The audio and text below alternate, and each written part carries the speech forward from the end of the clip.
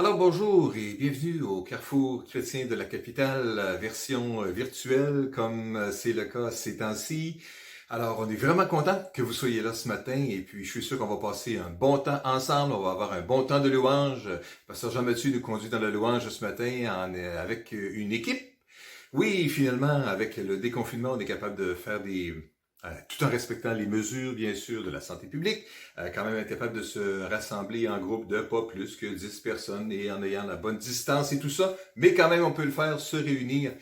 À défaut de pouvoir se réunir tous ensemble pour louer Dieu, au moins on peut voir une équipe de louanges qui est ensemble et on va tous en être édifiés ce matin, c'est certain. Et puis j'espère que vous aurez l'occasion de pouvoir célébrer Dieu avec nous autres et laisser le Seigneur parler à votre cœur à travers ce temps de louange que nous allons avoir. Pasteur Jean-Frédéric nous apporte un message de la parole ce matin qui poussera notre réflexion encore un peu plus loin sur les événements des dernières semaines, et puis je suis sûr que le Seigneur saura parler à votre cœur à travers tout cela.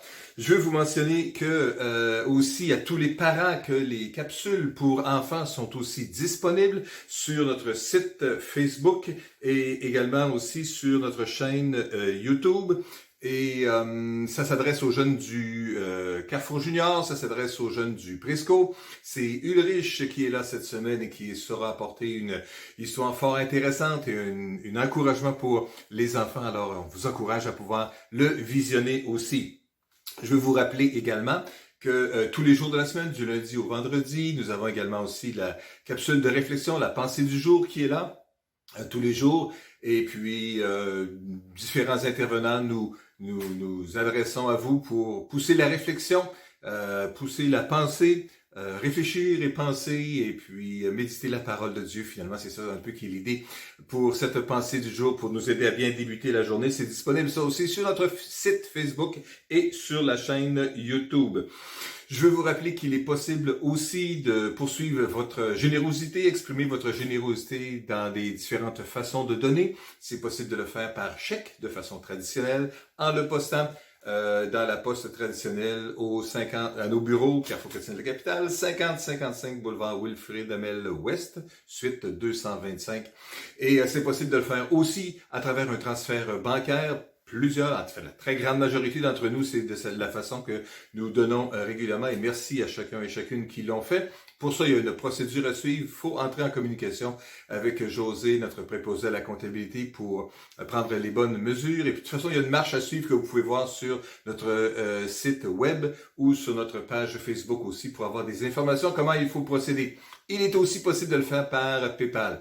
Alors voilà, on peut donc exprimer notre générosité de cette façon-là sur une base régulière. Et merci à chacun et chacune qui le font aussi régulièrement. Nous en sommes vraiment bénis et ça nous permet de pouvoir continuer nos opérations et chercher à rester en contact les uns avec les autres. Je vous encouragerai jamais assez à continuer à le faire aussi, à rester en contact et à vous souvenir de vos amis, de vos frères et de vos sœurs et de chercher à juste leur envoyer un petit message, un appel téléphonique ou une conversation d'une façon ou d'une autre.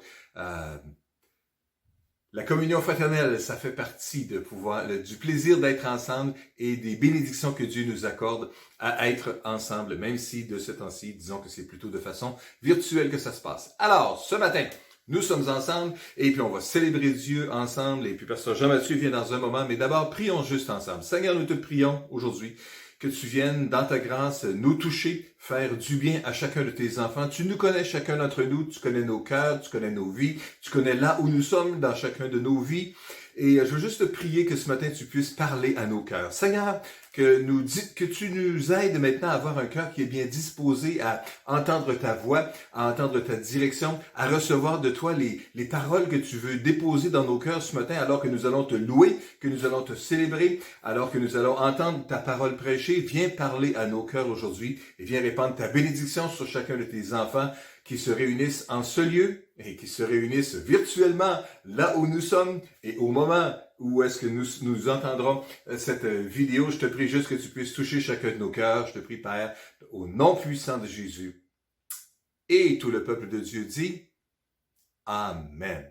Alors, célébrons le Seigneur, Pasteur Jean-Mathieu et toute l'équipe. Nous vous écoutons et nous allons louer Dieu ensemble.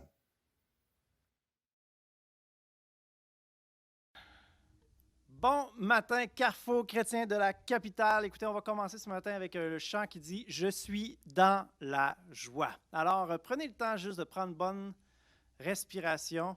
Une bonne blague que j'aime, c'est de dire que Dieu est de bonne humeur aujourd'hui. En fait, Dieu est toujours de bonne humeur, il est en contrôle et il veut faire briller son soleil sur vous dans votre salon aujourd'hui. On va chanter « Je chanterai de tout cœur les merveilles de mon Papa Yahweh ». Amen.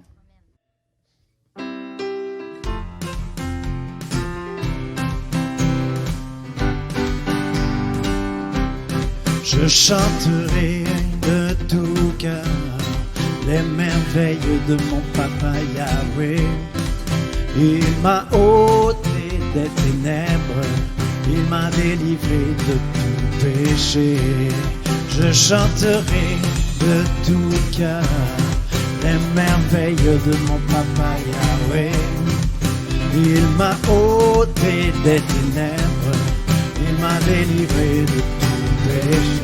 Mon papa, est fidèle, il ne m'abandonne jamais.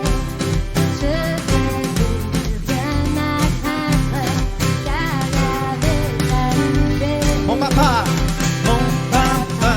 est fidèle, il ne m'abandonne jamais. Je n'ai plus rien à craindre, car Yahweh m'a libéré. Je suis dans la joie, une joie immense. Je suis dans l'allégresse, car Yahweh m'a libéré.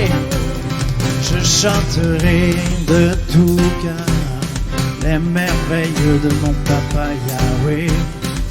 Il m'a ôté des ténèbres, il m'a délivré de tout péché. Mon papa est fidèle, il ne m'abandonne jamais. Je n'ai plus rien à craindre, car Yahweh m'a libéré. Je suis dans la joie, une joie immense. Je suis dans l'allégresse, car Yahweh m'a libéré. Je suis dans la joie, une joie immense. Je suis dans l'allégresse, car Yahweh m'a libéré. Je suis dans la joie, je suis dans la joie, une joie immense. Je suis dans l'allégresse, car Yahweh m'a libéré. Je suis dans la joie.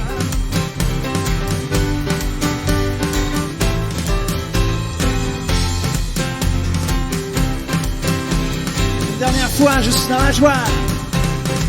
Je suis dans la joie, une joie immense.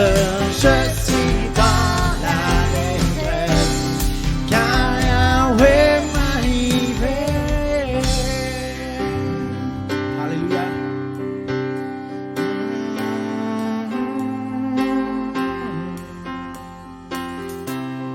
Alléluia. Est-ce qu'il y en a qui veulent la joie du Seigneur? Est-ce qu'il y en a qui veulent la paix du Seigneur? Est-ce qu'il y en a qui veulent le Seigneur? On a tout pleinement en Jésus et c'est son esprit qui veut déverser dans nos vies. Seigneur, je t'ouvre mon cœur. Je veux plus de toi, Seigneur. Je veux que tu puisses prendre toute la place dans ma vie, oh Dieu. Je te donne ma vie, Seigneur. Prends le contrôle. Dirige-moi, guide-moi, remplis-moi. Alléluia. Merci, oh Dieu.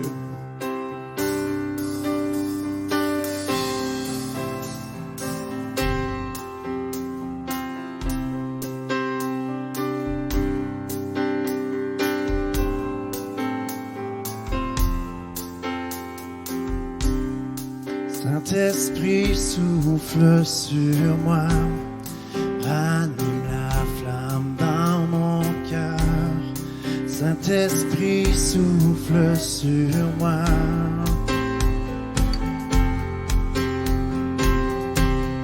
Saint-Esprit, souffle sur moi,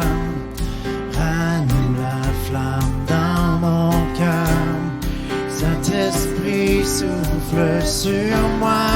Est-ce qu'on peut lever les mains vers le ciel puis juste lui demander de souffler sur nous?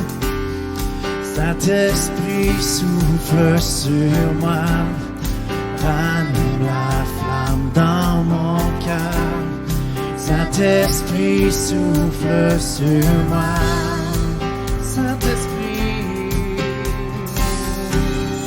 Saint-Esprit, souffle sur moi.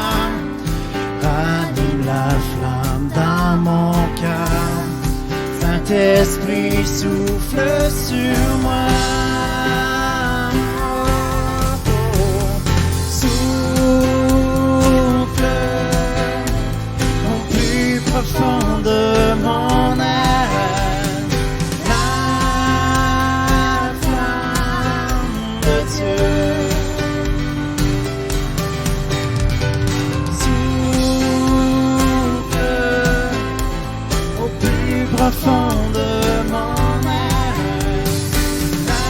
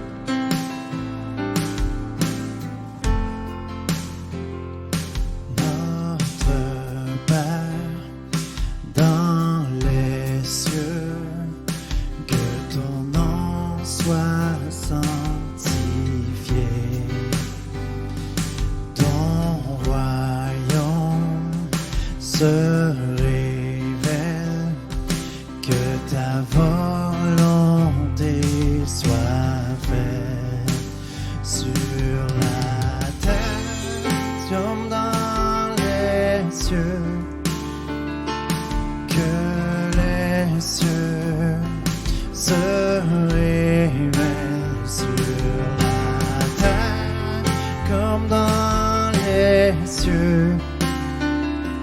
Que ton règne, que ton règne.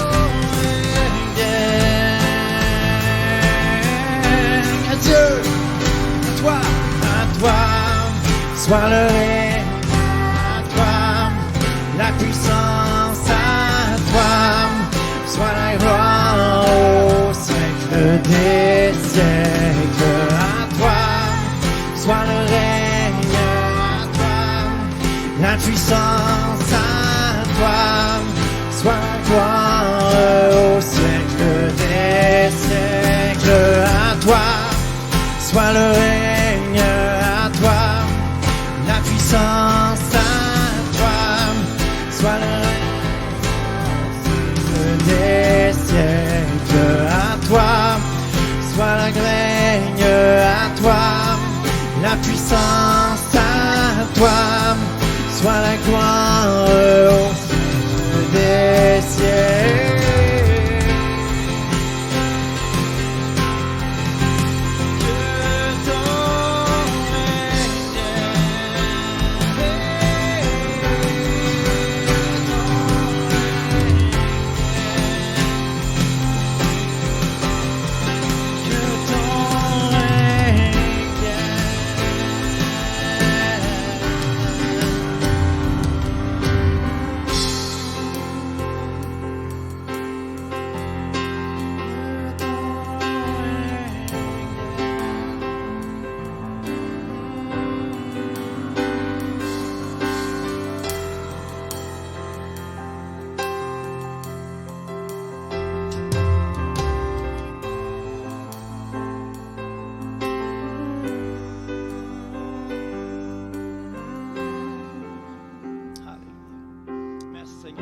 Présence, oh Dieu.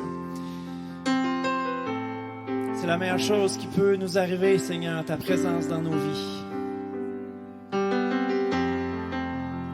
Et combien on peut négliger, Seigneur, de passer du temps dans ta présence, de jouir de ta présence, Seigneur, de profiter de ta présence. Alors que c'est si évident, oh Dieu, que si on veut porter avec nous la saveur de Christ, il faut passer du temps dans la présence de notre magnifique, de notre merveilleux Sauveur, de notre merveilleux Seigneur. Merci, oh Dieu, pour ta présence. M'approcher de toi, c'est mon bien, Seigneur. Je désire te connaître, oh Dieu. Je désire te connaître plus, Seigneur. Alléluia. Et toi, tu désires me connaître, Seigneur. Tu veux que je t'ouvre mon cœur.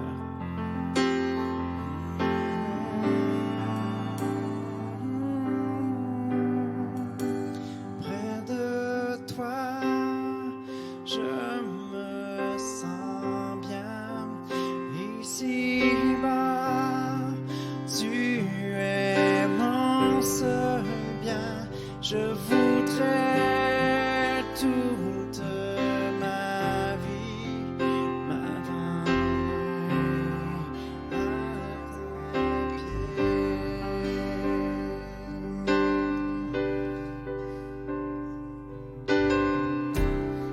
Ébloui par qui tu es, affligé par qui je suis, j'ai besoin de ta grâce dans ma vie.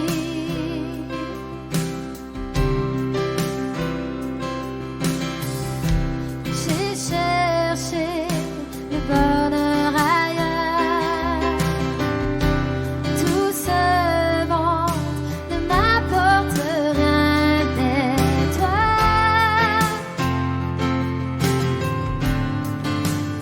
tu m'as donné ta vie. Devant toi, émerveillé, attiré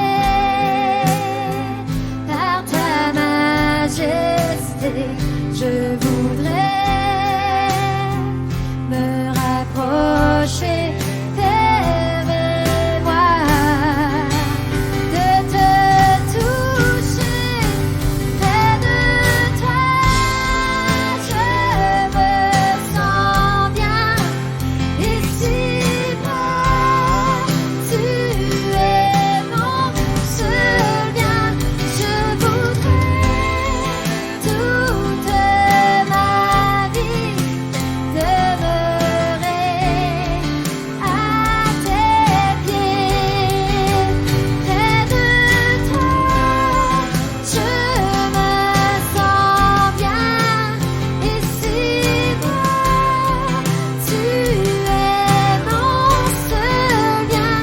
Je voudrais toute ma vie demeurer à tes pieds. Devant toi, émerveillé, attiré par ta majesté, je voudrais me rapprocher. Permets-moi de te toucher. Près de toi, je me sens bien. Ici-bas, tu es mon seul bien. Je voudrais toute ma vie Demeurer à tes pieds. près de toi. Je me sens bien. Ici-bas, tu es mon seul bien. À tes pieds, je me prosterne et je ne vois plus que toi. Alléluia.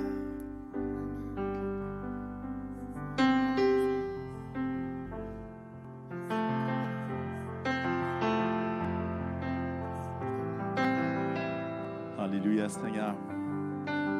Tu nous fais du bien encore ce matin. Et encore une fois, tu veux nous appeler à s'approcher. Tu veux nous appeler à faire un pas vers toi. Et alors que toutes nos routines sont chamboulées, alors que même ce qu'on connaissait de l'Église, avec les réunions, est chamboulé.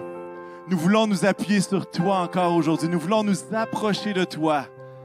Nous voulons, Seigneur, que nos cœurs battent au rythme du tien. Alors, Seigneur, je veux prier, Seigneur, avec mes frères et sœurs ce matin. Je veux te prier, Seigneur, que tu puisses nous rapprocher de toi. Que tu puisses, Seigneur, nous accorder des temps, Seigneur, spéciaux dans ta présence. Des temps où est-ce qu'on te rencontre face à face. Des temps où est-ce qu'on peut expérimenter ton amour. Et Jésus, je veux te prier, Seigneur, pour tous ceux qui peut-être dans leur cœur sentent qu'ils sont éloignés de leur premier amour. À tous ceux qui semblent que cette proximité avec toi est quitté avec la COVID à cause de toutes les circonstances. Seigneur, je veux que tu fasses du bien. Seigneur, je te prie que tu fasses du bien à chacun d'entre nous, Seigneur, afin que, comme tu l'écris, Seigneur, dans ta parole, tu nous attires à toi par des cordages d'amour, des liens d'humanité, Seigneur, que tu puisses nous attirer à toi. Et Jésus, que comme Jean qui était près de toi et qui se penchait l'oreille sur ta poitrine et sentait tout l'amour que tu avais pour lui, Seigneur, que de la même façon, même dans nos salons, tu puisses nous accorder cette même touche de gloire, cette même touche, Seigneur, d'amour. Seigneur, fais du bien. Fais du bien à ton Église, Seigneur. Que nous ne puissions pas relâcher, mais au contraire, que nous continuions à être forts en toi. Seigneur, tu connais les défis, tu connais les besoins de nos vies. Et Jésus, que ta présence soit au milieu de nous, Seigneur. Que ton nom soit béni, Seigneur. Amen. Amen. Ça fait longtemps que je n'ai pas dit ça, mais merci à l'équipe de louanges. On peut les applaudir à ce moment-ci pour les remercier. Hey, merci les musiciens. C'est un plaisir, c'est un plaisir. Avouez que ça fait bizarre. C'est comme une tradition qui revient, mais nous, on n'entend pas d'applaudissements, mais je suis certain qu'à la maison, vous avez applaudi très fort et vous appréciez tout le travail qui est mis dans ces réunions, dans ces temps de louange. Ce matin, je veux continuer la réflexion qui a été entamée dimanche dernier. En fait, Pasteur Paul a parlé la dernière fois que ce n'est pas nouveau qu'il y ait de la discrimination, ce n'est pas nouveau le racisme. Et partageait que même dans le temps de Jésus, les tensions entre les Juifs et les Samaritains étaient vives, très vives. Le stage est vivant derrière moi, c'est génial. Je vais le replacer.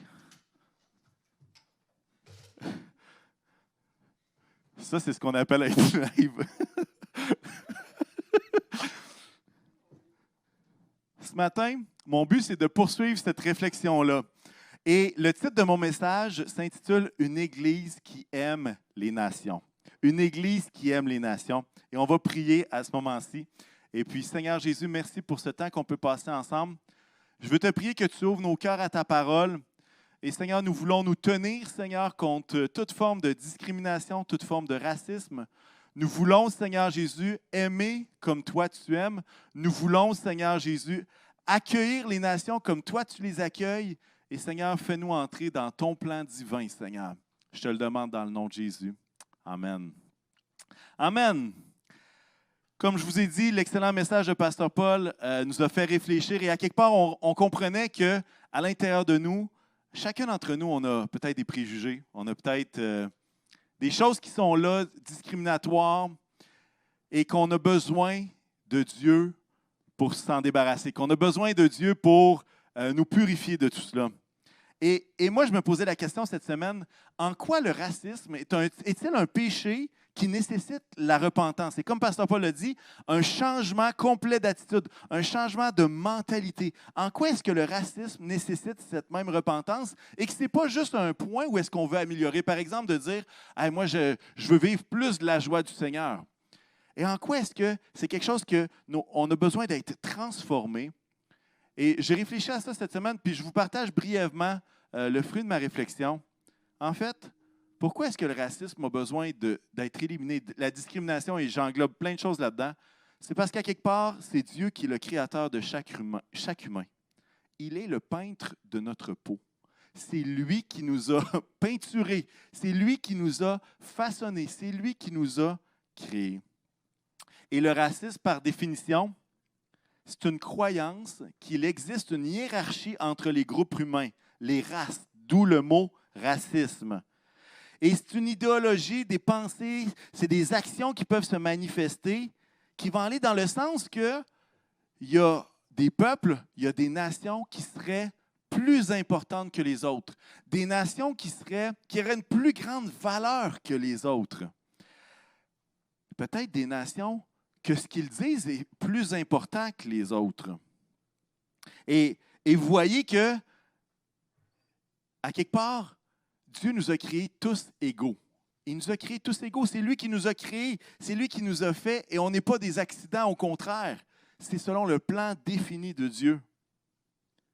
Le racisme, c'est de croire qu'il y a des groupes humains avec une valeur plus élevée que les autres. Et là, peut-être qu'on peut se dire à la maison, ah ben là, moi je ne crois pas ça, je crois que tout le monde est égal. Ça va plus loin que ça. Pourquoi? Parce que parfois, c'est une question de dire, ben moi, je suis plus important que cette personne-là qui vient d'ailleurs. Moi, ce que j'ai comme compétence est plus importante que ce que lui a. Ma valeur est-elle plus importante que celle des autres? C'est une grande question. Et au niveau théologique, ce qu'on peut voir, c'est que Jésus, qui était d'une nation plus élevée, Jésus qui était Dieu, qui était égal à Dieu, il était dans une autre nation qui est beaucoup plus élevée que notre race humaine. Ce qu'on voit, c'est que lui, il s'est abaissé pour être notre égal. Et Philippiens 2, 5 à 8 va dire que votre attitude soit identique à celle de Jésus-Christ. Lui qui est de condition divine, il n'a pas regardé son égalité avec Dieu comme un butin à préserver, mais il s'est dépouillé lui-même en prenant une condition de serviteur, en devenant semblable aux êtres humains. Reconnu comme un simple homme, il s'est humilié lui-même en faisant preuve d'obéissance jusqu'à la mort, même la mort sur la croix. Et Jésus est un exemple pour nous qui, même s'il avait une valeur tellement plus grande que la nôtre, il est arrivé à un point d'égalité. Et il y en avait juste un qui pouvait dire qu'il était supérieur, alors que nous, il nous a tous créés égales. Que votre attitude soit identique à celle de Jésus-Christ, parce que Jean 3,16 va nous dire, en effet, Dieu a tant aimé le monde. Dieu n'a pas juste tant aimé les Juifs qu'il a envoyé Jésus, Dieu a tant aimé le monde. Dieu a tant aimé les nations qu'il a envoyé son Fils unique afin que quiconque croit en lui ne périsse point, mais qu'il ait la vie éternelle. J'aimerais vous partager un verset qui va dire « Le racisme est un péché, parole de l'Éternel ». Malheureusement, ce terme-là ne se retrouve pas dans les Écritures. Mais dans le Nouveau Testament, on voit une autre forme ou un enseignement qui s'y rapproche fortement et qui peut s'appliquer également aux nations. Pas aux nations, mais au racisme, excusez-moi. Dans Jacques 2, versets 1 à 4. Quelques versets en début de message. Je veux vraiment qu'on mette les bases de en quoi est-ce que le racisme n'est pas juste une amélioration qu'il faut essayer de tranquillement être un petit peu mieux. Non, c'est quelque chose qui est complètement contre le plan divin, qui est contre le dessein de Dieu. Et dans Jacques 2, il va dire la chose suivante. « Mes frères et sœurs, que votre foi en notre glorieux Seigneur Jésus-Christ soit libre de tout favoritisme. » Favoritisme. Supposez en effet qu'entre dans votre assemblée un homme portant un anneau d'or et des habits somptueux, et qu'entre aussi un pauvre aux habits crasseux. Si vous tournez les regards vers celui qui porte les habits somptueux pour lui dire « Toi, assis-toi ici à cette place d'honneur », et que vous disiez au pauvre « Toi, tiens-toi là debout », ou bien « Assis-toi par terre à mes pieds », ne faites-vous pas en vous-même une distinction et ne devenez-vous pas des juges au mauvais raisonnement. Intéressant de voir l'aspect du favoritisme. Et comme je vous dis, le but de mon message, c'est qu'on puisse être une Église qui aime les nations, qui aime les nations. Et parfois, on voit des situations dans la Bible et on est très bon pour dire « Hey, ça c'est péché, ça c'est péché, ça c'est péché ». Et je ne dis pas qu'il ne faut pas le faire. Mais ce que je suis en train de dire, c'est que parfois, on oublie de parler de c'est quoi le dessein de Dieu, c'est quoi le plan de Dieu, c'était quoi son intention. Et je veux vous partager quelques petits versets en rafale. Et l'objectif, c'est vraiment qu'on puisse comprendre que ce n'est pas Jésus qui a amené cette notion-là. C'est là dès le départ. dès la Genèse, où est-ce qu'il y a cette idée que tous sont égaux. Et vraiment, on va voir, même au départ avec Abraham, dans Genèse 17, ça va dire, on ne t'appellera plus Abraham, mais ton nom sera Abraham, car je te rends père d'un grand nombre de nations. Et Abraham est le père de la foi, finalement. Et le père de la foi est le père d'une multitude de nations. Dans Lévitique, on est encore dans le temps de Moïse, vous traiterez, au chapitre 19 et verset 34, vous traiterez l'étranger en séjour parmi vous comme un Israélite, comme l'un de vous. Vous l'aimerez comme vous-même, car vous avez été étrangers en Égypte. Je suis l'Éternel, votre Dieu. Intéressant encore ici. Vous l'aimerez comme vous-même, parce que vous avez été vous-même étranger en Égypte. Et ça vous devrait vous donner un bon indicatif de comment on peut se sentir quand on est étranger dans un autre peuple. Ésaïe 56, on continue avec un prophète.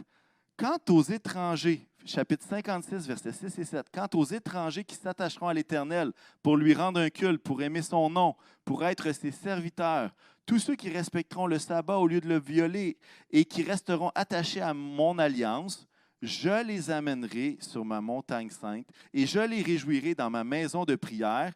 Leurs holocaustes et leurs sacrifices seront acceptés sur mon autel. Écoutez bien ceci, c'est un passage que Jésus reprend. Car mon temple sera appelé une maison de prière pour tous les peuples. Et là, je devrais entendre un amen, parce qu'il y a quelque chose ici qui est très fort. Ma maison sera une maison de prière pour tous les peuples. Ça, c'est l'Ancien Testament. Jésus n'est même pas là encore. On voit au début de l'Église primitive dans Acte 1, mais vous recevrez une puissance lorsque le Saint-Esprit surviendra sur vous. Et vous serez mes témoins à Jérusalem, dans la Judée, dans la Samarie. Jusque-là, il y avait quand même pas mal de Juifs. Mais lorsqu'on parle jusqu'aux extrémités de la terre, la mission, elle n'est pas concentrée sur les Juifs, elle est concentrée sur les nations. Je ne sais pas si vous voyez un peu le plan de Dieu dans la diversité, même en dehors des Juifs. Moi, ça me semble assez clair. Et je ne crois pas que ça ait changé depuis. Dieu aime les nations et c'est lui qui les a créées. Et la question à laquelle j'aimerais qu'on puisse réfléchir à partir de ce moment-ci, c'est comment est-ce qu'on peut être une Église qui lutte pour l'amour entre les nations? Comment est-ce qu'on peut être une Église qui ne fait pas juste lutter contre quelque chose, mais qui lutte pour l'amour entre les nations? Parce que moi, je crois que la seule façon d'éradiquer le racisme, c'est à travers l'amour. Il n'y a pas de valeur plus grande, il n'y a pas de solution plus grande que l'amour, et l'amour vient de Dieu. Okay? On comprend que ça vient de Dieu. Comment est-ce qu'on peut être une Église qui lutte pour l'amour entre les nations? Et j'aimerais nous suggérer que ça commence par chacun de nous. Et l'enjeu n'est pas uniquement personnel, de dire « Ah ben moi, je suis moins raciste ». Un peu comme je parlais tout à l'heure. L'enjeu est éternel pour la raison suivante. Dans Jean 13, ça va dire « C'est à cela, à l'amour. C'est à cela que tous reconnaîtront que vous êtes mes disciples. À l'amour, si vous avez de l'amour les uns pour les autres. C'est à cela que tous reconnaîtront que vous êtes mes disciples, si vous avez de l'amour les uns pour les autres. » C'est un verset qui, dans une période comme dans laquelle on vit présentement, c'est un défi pour l'Église. Un défi de pas simplement regarder ça de loin, mais d'être une source d'influence, afin que nous, on soit capable de dire « tous sont égaux, tous ont droit à cet amour de Dieu, parce que Dieu est venu à aimer le monde. » Et nous, en tant que chrétiens, on est appelés à être des flambeaux qui, à travers nos rapports les uns avec les autres, peuple avec peuple, nation entre nations, nation avec nation, qu'à travers tout cela, les gens vont reconnaître, à travers l'amour qu'on aura les uns pour les autres, que nous sommes ses disciples. Et je veux nous mettre au défi comme Église. Et mon point numéro 1, c'est de passer du multiculturel à l'interculturel. Là, vous dites, de quoi qu'il parle? Le multiculturel, une Église multiculturelle, c'est une Église qui compte parmi ses membres plusieurs nations. On pourrait dire facilement que le Carrefour chrétien de la capitale compte plusieurs cultures différentes, plusieurs nations.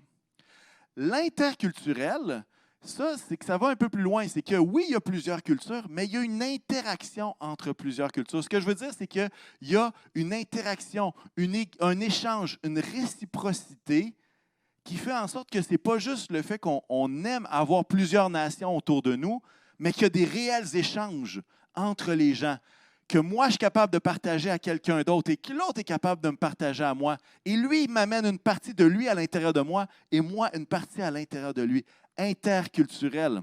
Et j'ai rencontré plusieurs pasteurs et ils me disent toutes la même chose. Ils sont tellement fiers d'avoir une église avec plusieurs cultures, avec une diversité, une richesse, toutes les couleurs et c'est de toute beauté. Mais passer du multiculturel à l'interculturel signifie que des amitiés se forment entre les cultures, qu'il y a des échanges d'égal à égal, sans favoritisme, sans discrimination, mais que chacun, on est mis au défi d'aller dans l'exploration de nos différences, de nos histoires. La chose qui nous échappe souvent en tant que Québécois de souche, peinturés en blanc par le pinceau divin, c'est le rapport de force dans les échanges. Et je veux en parler brièvement, quoique je serais capable d'en parler quand même longtemps. Je vous donne un exemple. Quand il y a quelqu'un qui fait une demande pour immigrer au Canada, qui arrive peut-être d'Haïti ou de Côte d'Ivoire ou d'un autre pays, peu importe le pays, et non seulement il arrive au pays, mais il décide de venir au Carrefour chrétien de la capitale. Et il se fait accueillir. Et notre réflexe comme Québécois, et je vais parler pour moi, ça va être d'aller le voir, d'aller lui souhaiter la bienvenue, de lui demander comment est-ce que je peux l'aider, comment est-ce que, s'il y a des questions, s'il y a des choses qu'il ne comprend pas, j'aimerais vraiment ça être capable d'aider son adaptation au Québec. Et vous savez, j'aime aider, et il y en a plusieurs qui sont comme moi, je le sais. Mais il faut comprendre que dans cette relation-là, il y a un rapport de force.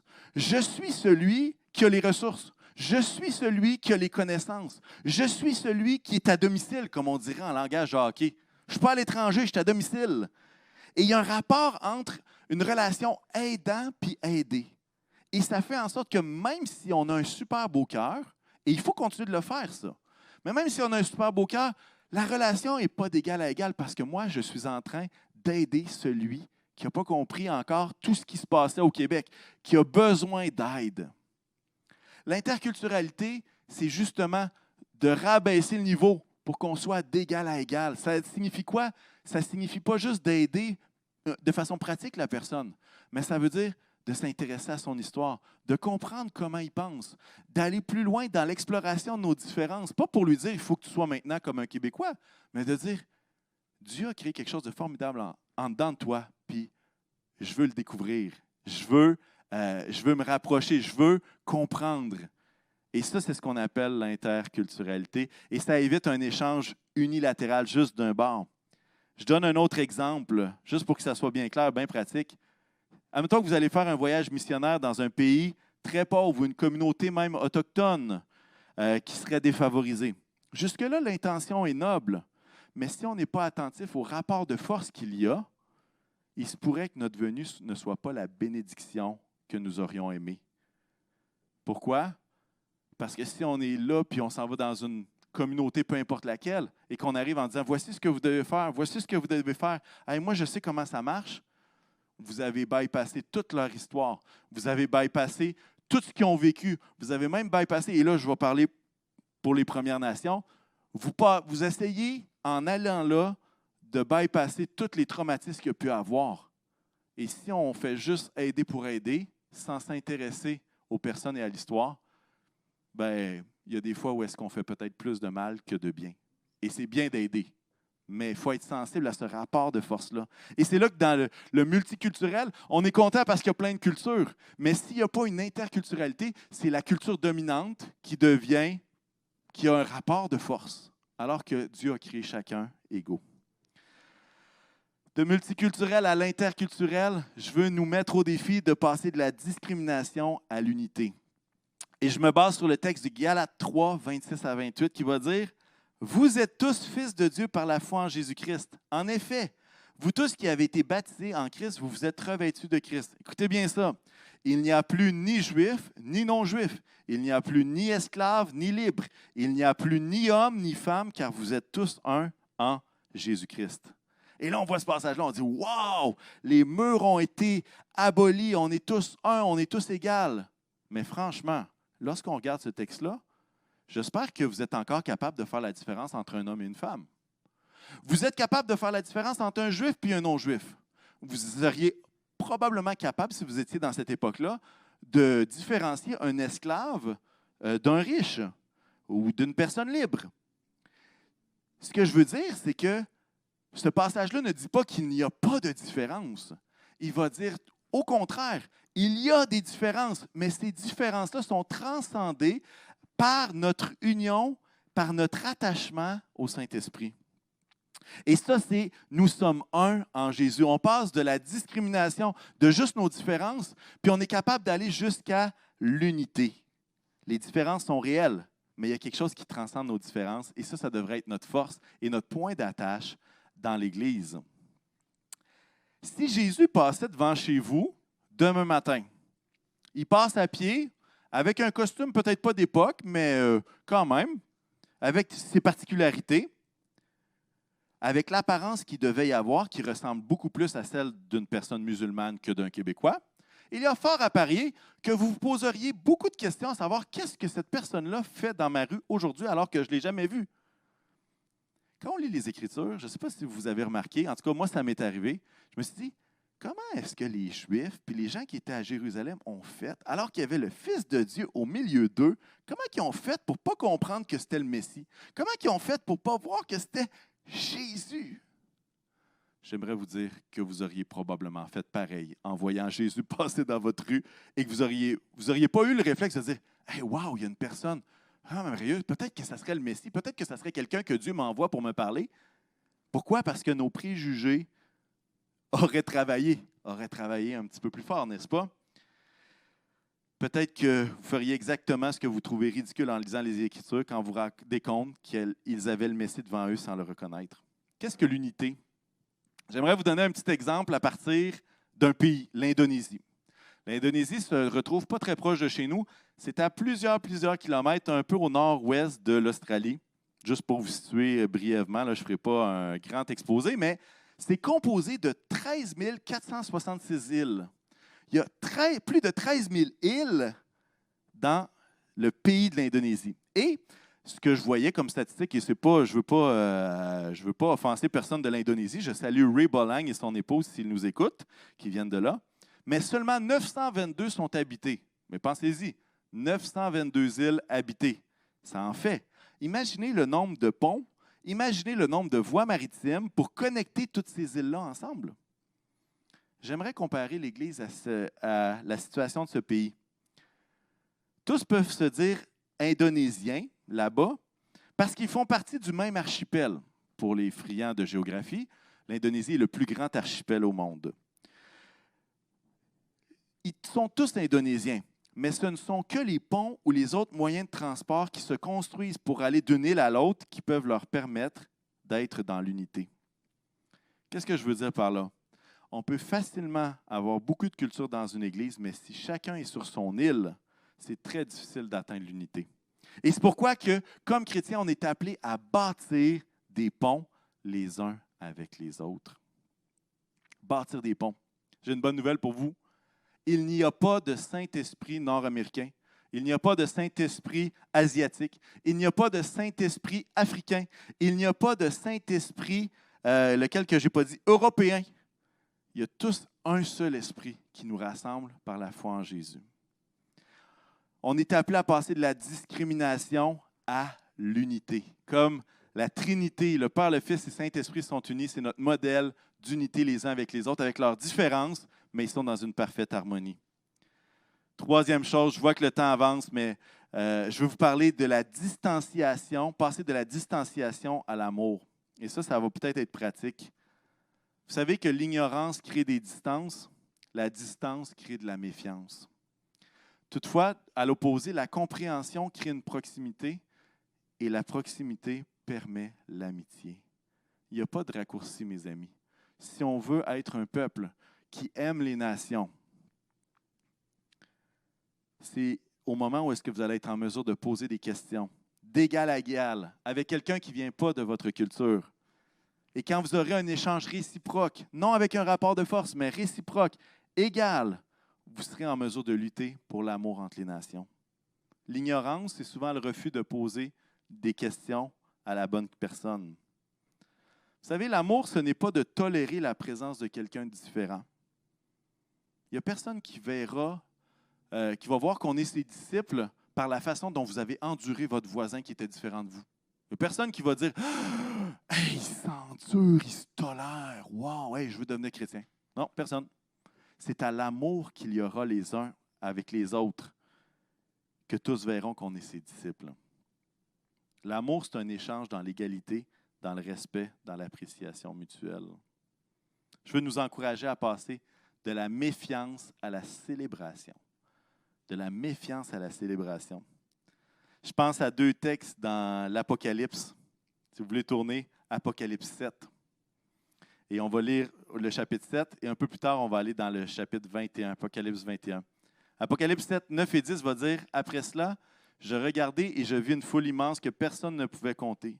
C'étaient des hommes de toute nation, de toute tribu, de tout peuple et de toute langue. Ils se tenaient debout devant le trône et devant l'agneau, habillés de robes blanches, des feuilles de palmier à la main. Et ils criaient d'une voix forte, « Le salut est à notre Dieu qui est assis sur le trône et à l'agneau. » Imaginez des hommes de toute tribu, de toute nation, de tout peuple et de toute langue qui se rassemblent pour bénir Jésus, pour bénir l'agneau de Dieu. Apocalypse 21 nous parle de la cité de Dieu, la cité céleste, la nouvelle Jérusalem. Et il va dire la ville, cette ville-là n'a pas besoin ni du soleil ni de la lune pour l'éclairer, car la gloire l'éclaire et l'agneau est son flambeau. Les nations marcheront à sa lumière et les rois de la terre y apporteront leur gloire. Ses portes ne seront pas fermées de toute la journée, car il n'y aura plus de nuit. On y apportera, écoutez bien ça, la gloire et l'honneur des nations. Il y a quelque chose dans le cœur, dans le dessein de Dieu par rapport aux nations. Ce n'est pas banal, ce n'est pas quelque chose qui est accidentel qu'il y a plusieurs nations. Et je lisais un commentaire sur ce dernier passage-là et je trouvais ça tellement bon. Un commentaire, une citation de la Bible à noter qui disait « Tout ce qu'il y avait de vrai, de grand, de bon, de beau dans les nations, tout ce qui constituait leur gloire et leur honneur se retrouvera dans la cité de Dieu. » Et on est appelé, de la même façon que Apocalypse nous le mentionne, on est appelé à célébrer les nations. On est appelé à célébrer nos différences. Et même que dans la ville céleste, chaque nation va apporter sa gloire, les choses de belles que Dieu leur a données. Et on va pouvoir jouir de ça. On va pouvoir voir toutes ces belles choses-là. Pourquoi? Parce que les nations sont précieuses au cœur de Dieu. Dans le feu Carrefour, on avait fait, il y a de ça quelques années, une célébration des nations où est-ce qu'on voulait souligner et honorer les nations présentes. Et tous les drapeaux qui étaient là avaient une signification bien particulière. C'est qu'il y avait quelqu'un dans l'Église qui provenait de ce pays-là. On faisait aussi le buffet des nations où est-ce que les gens de toutes les cultures étaient invités à préparer un plat et on pouvait échanger. Et pourquoi est-ce qu'on faisait tout ça? Pour créer justement cette proximité les uns avec les autres, pour bâtir des ponts, pour bâtir des liens les uns avec les autres. Et qu'il nous tarde de pouvoir reprendre ça dans le nouveau bâtiment. Je ne sais pas quand est-ce que ça va pouvoir être fait, mais il y a quelque chose dans célébrer ensemble notre diversité. Et non pas d'entrer dans la haine comme on a pu le voir de façon tellement, tellement violente. On doit passer de la méfiance à la célébration. Je veux nous mettre au défi de passer de l'indifférence à une prise de position. Il y a un de mes collègues, un pasteur d'origine haïtienne, un bon ami à moi, et puis qui partageait ce passage-là avec passion. Et ça a tellement touché mon cœur. Et ça disait la chose suivante, dans Proverbe 31, versets 8 et 9. Et je pense que je n'aurais même pas besoin de l'expliquer tellement que c'est clair. Ouvre ta bouche pour celui qui ne peut pas s'exprimer, pour la cause de tous les délaissés. Ouvre ta bouche, juge avec justice et défends le malheureux et le pauvre. J'aimerais à ce moment-ci qu'on puisse écouter une vidéo d'Emmanuel Hippolyte. Son nouveau surnom, c'est le Poète Black. Il est venu présenter son album de slam il y a de ça quelques années au Carrefour. Il est venu bénir Contact Jeunesse également récemment. C'est vraiment une personne qu'on aime beaucoup. Et il a fait une vidéo justement sur le racisme et tout ce qui est en train de se passer. Et je veux vous encourager à regarder cette vidéo-là et justement d'ouvrir nos cœurs à ce message, à la souffrance qui est exprimée. On se retrouve tout de suite après. Le but de ce texte est de nous pointer vers l'ultime espoir, mais aussi de comprendre notre réalité pour qu'on puisse changer de miroir. La douleur d'entendre et ressentir ces mots. Tu fais quoi dans la vie pour avoir une si belle auto? T'es belle pour une noire? Entendre et apprendre enfant cette réalité tragique. Tu ne peux pas venir chez moi, mon père est raciste.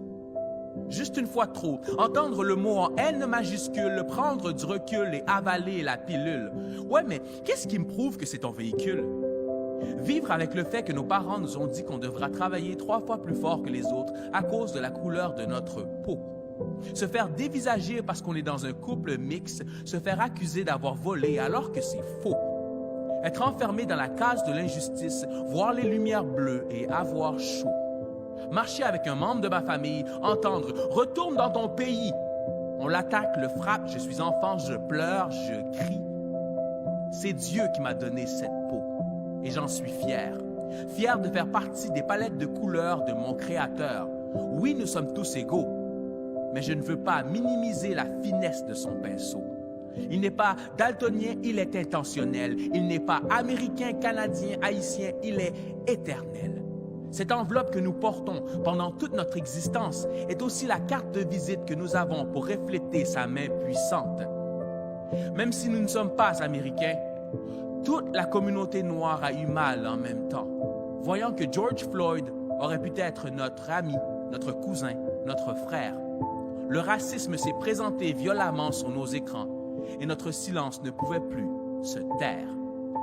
La solution n'est pas d'éliminer la police suite à ce qui a pris place à Minneapolis. La solution n'est pas de mettre le feu, mais nous devons faire mieux. J'ai une pensée pour les policiers honnêtes, intègres. Ne mettons pas tout le monde dans le même bateau. Merci à tous ceux qui ne sont pas noirs et qui comprennent que nous voulons nous débarrasser de ce fardeau. Changeons notre colère en progrès. Christ a renversé les tables, mais il a aussi aimé sans arrêt. Il peut s'identifier à ce que le peuple noir vit depuis des décennies. Par choix, il a été rejeté, méprisé pour éviter la plus grande des pandémies.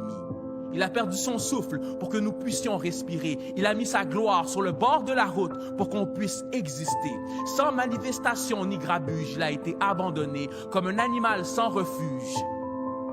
Ayons les 2 genoux à terre en prière.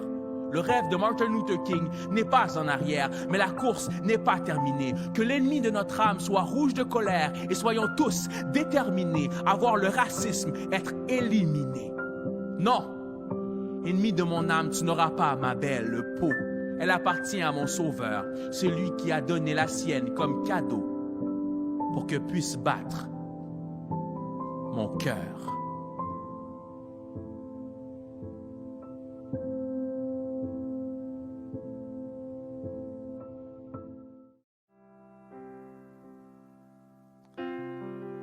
J'espère que cette vidéo-là peut nous faire réfléchir et peut nous encourager à non pas juste voir ces événements-là de l'extérieur, mais de dire comment est-ce que je peux faire partie de la solution. Comment est-ce que je peux permettre qu'il y ait de l'amour entre les nations, qu'il y ait de l'amour entre les nations. Et comment est-ce que je peux être une source d'influence?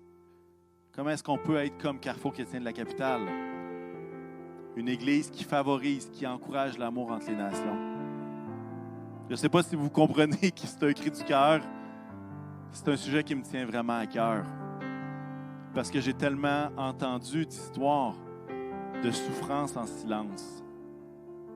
On a vu une souffrance qui était atroce parce qu'elle était devant nos yeux. Mais le racisme est plus visible uniquement parce qu'il est filmé, pas parce qu'il n'est pas présent depuis toujours. La diversité humaine s'inscrit dans le projet de Dieu initial pour son Église. Et nous ne devons pas combattre cette diversité, mais la célébrer, la chérir et l'enrichir par des relations authentiques d'égal à égal.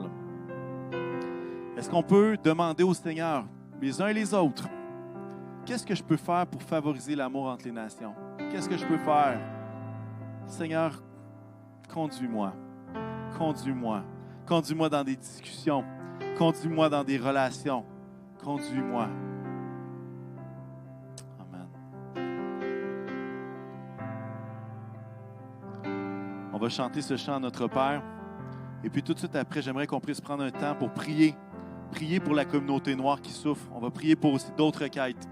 Et on va commencer par ce chant à notre Père. Notre Père dans les cieux, que ton nom soit sanctifié,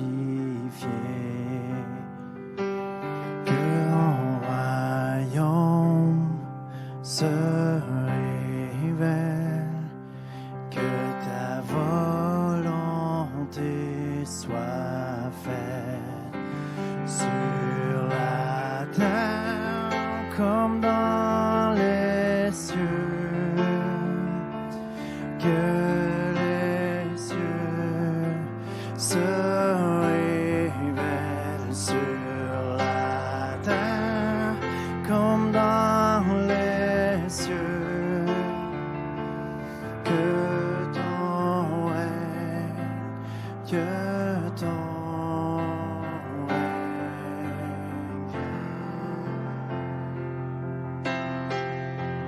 que ton règne vienne, que ton règne, que ton règne vienne.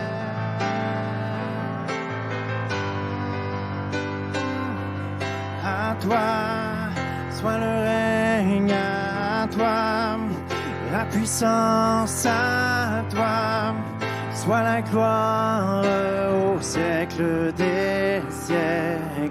À toi soit le règne, à toi la puissance, à toi soit la gloire au siècle des siècles. Seigneur, que ton règne vienne. Que ton règne vienne parmi les nations.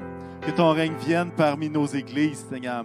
Que ton règne vienne dans nos cœurs, Seigneur, afin que tout ce qu'il peut y avoir comme trace, Seigneur, de racisme, d'intolérance, peut-être de penser qu'on peut être supérieur à l'autre, je te prie que ça puisse s'enfuir, que ton règne prenne place dans le nom puissant de Jésus. Seigneur, je veux te prier pour toute la communauté noire qui souffre présentement, Seigneur. Avec les funérailles de George Floyd qui ont eu lieu cette semaine. Seigneur Jésus, que ta grâce, Seigneur, soit sur chacun. Seigneur, donne la force de pardonner, Seigneur. Donne la force, Seigneur. Donne-leur d'être consolés, Seigneur. Et je te prie, Seigneur, qu'ils puissent vraiment se relever. Donne-leur la force, Seigneur. Sois avec eux, je te le demande, Seigneur. Alors que ces événements font remonter toutes sortes d'autres paroles, toutes sortes d'autres actions qu'ils ont subies. Seigneur, sois avec eux. Donne-nous, Seigneur, d'être des appuis, Seigneur. Donne-nous, Seigneur, d'être des piliers pour eux, Seigneur. Qu'ils se sentent appuyés dans une période comme celle-ci. Dans le nom de Jésus, je veux te prier pour les peuples autochtones, Seigneur, les Premières Nations. Que, Seigneur, tu puisses continuer, Seigneur, de faire évoluer les mentalités. Seigneur, que tu puisses bénir, Seigneur, ces peuples. Que tu puisses, Seigneur Jésus, les fortifier là où ils sont. Et Seigneur, qu'à travers tous les traumatismes de l'histoire, Seigneur, que tu puisses te révéler comme le Dieu d'amour qui prend soin d'eux. Seigneur, que les inégalités cessent dans le nom de Jésus. Je veux te prier, Seigneur Jésus, que tu puisses mettre fin à la discrimination dans le nom de Jésus.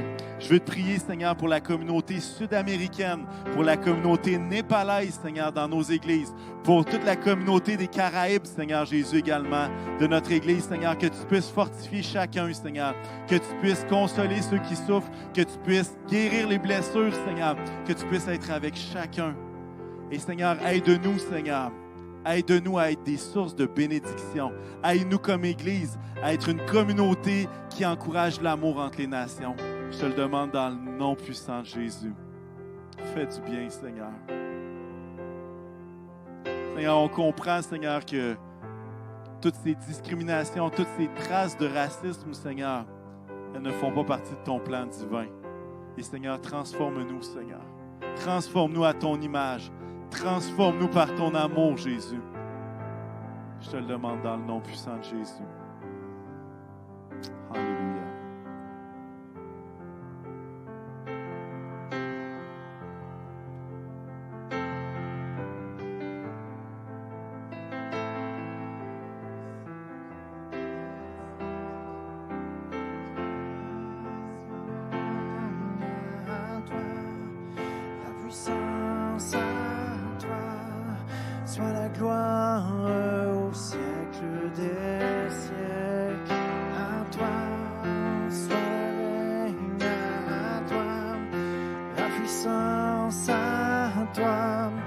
soit la gloire au siècle des siècles.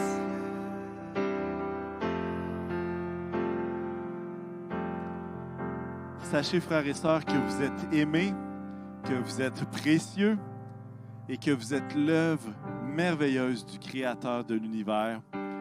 Je vous souhaite une belle semaine.